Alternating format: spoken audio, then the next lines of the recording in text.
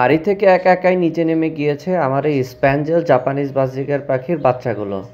আসসালামু আলাইকুম, আমি আছি আপনাদের সাথে সোহাগ এবং আপনারা সবাই দেখছেন ইনসিয়াস ভার্চুয়ালি।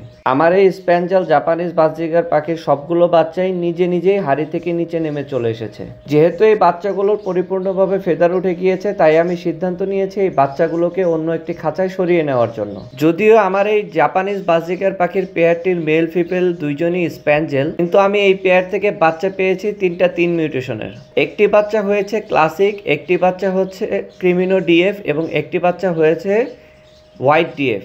সাধারণত এক ধরনের মিউটেশন থেকে এরকম 3 ধরনের মিউটেশনের বাচ্চা পাওয়াটা খুবই রেয়ার। এদিক থেকে বলতে গেলে আমার কপালটা অনেক ভালো, কারণ আমি একটা পেয়ার থেকেই 3টা মিউটেশনের বাচ্চা পেয়েছি।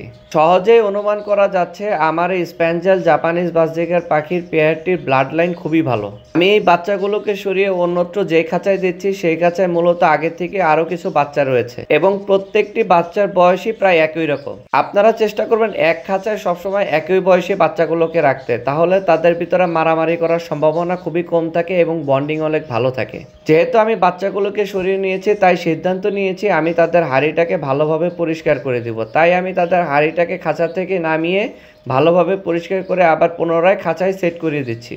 সেট করে দেওয়ার সাথে সাথে আমার ফিমেল পাখিটি পুনরায় আবার হাঁড়িতে চলে গিয়েছে। দোয়া করবেন আমার এই পেয়ারটির জন্য। ধন্যবাদ সবাইকে।